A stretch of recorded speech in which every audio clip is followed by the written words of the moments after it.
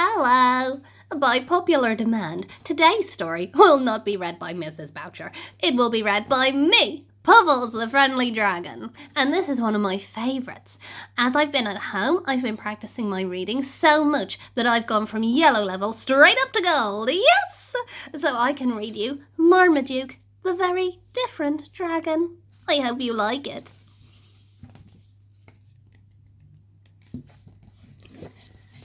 Marmaduke was different.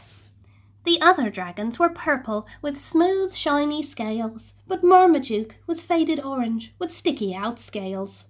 The other dragons had tiny, neat ears, but Marmaduke's ears, well, they were enormous. And while the other dragons loved to fly, Marmaduke didn't. His wings were different. They were unusual. And because he didn't want anyone to see them, he never flew.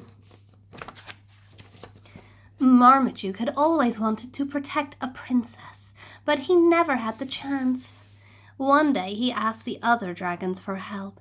"You," they laughed, "protect a princess? Marmaduke, you don't even fly. Princesses need dragons like us, not you." Oh, how unkind. Marmaduke wandered sadly through the woods when suddenly he spotted a tower with a beautiful princess leaning out of the highest window and no dragon protecting her. "This is my chance," thought Marmaduke. Trembling, he called, "Excuse me, I don't suppose, I was wondering, could I be your dragon?" The princess looked down. "You're not really a proper dragon, are you?" she sniffed. "You're not even the right colour. My daddy's getting me a real dragon to keep me safe." So rude. Poor Marmaduke. Poor Marmaduke. He turned and ran as fast as he could, all the way to his cave where he curled up on his bed. "I don't like being different," he sighed, as a tear rolled down his cheek. "It's too sad." Oh.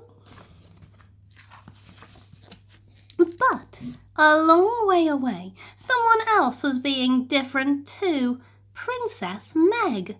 The other princesses were quiet, with pretty dresses and neat hair, but Meg was loud, with a crazy dress and very messy hair. And while the other princesses sat calmly on their chairs, Meg loved to dance, in a most unprincess-like way. None of the dragons wanted to protect Meg, but she didn't mind. "Who'd want to steal me?" she chuckled. "I don't need a dragon." And Meg was happy, especially today. Today, she felt like dancing. Yeah. She discoed across the drawbridge, leapt over logs, twisted through tall trees, and danced away till dusk. But Meg was having too much fun, and as she boogied through the bushes, she realized she was lost, deep in the woods, in the dark, all alone. "Help!" she cried. "Please help!" But she was so far away that no one could hear her. Or could they? Because a long way away there was someone with enormous ears, someone who heard her. Marmaduke! He leapt out of his cave and galloped through the trees, dashed across the rooks, and hurtled round the bushes. "I've come to rescue you," Marmaduke puffed proudly. "Oh, thank you," cried Meg. Meg leapt on Marmaduke's back, ready to fly, but Marmaduke started to run. I think flying would be quicker," said Meg. I don't fly," said Marmaduke quietly.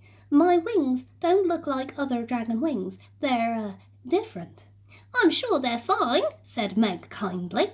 "Why don't you show me?" And so, very slowly, Marmaduke opened his wings. Wow!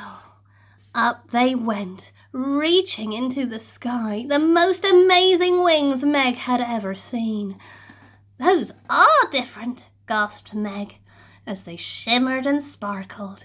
"Fantastically different. Beautiful." Marmaduke smiled. "Really? Really, shouted Meg, let's go! And up they soared. As they reached Meg's tower, Marmaduke took a deep breath. I don't suppose you need a dragon to protect you, he asked nervously. Meg shook her head. Not really. You see, I'm not like other princesses. Marmaduke's face fell and he turned away sadly. But then Meg smiled. I would like a friend, though, she said. A wonderfully different friend. A friend just like you. Marmaduke and Meg were different. Fantastically, brilliantly, happily different together. The other dragons watched them, shaking their heads. Really, they're having too much fun, they grumbled. They're far too happy. I wish, they muttered, I wish that I could be that different. The end. Did you enjoy that story? I love that story because I'm a little bit different too, but that's not a bad thing. Sometimes being different can be really, really cool. See you next time. Bye!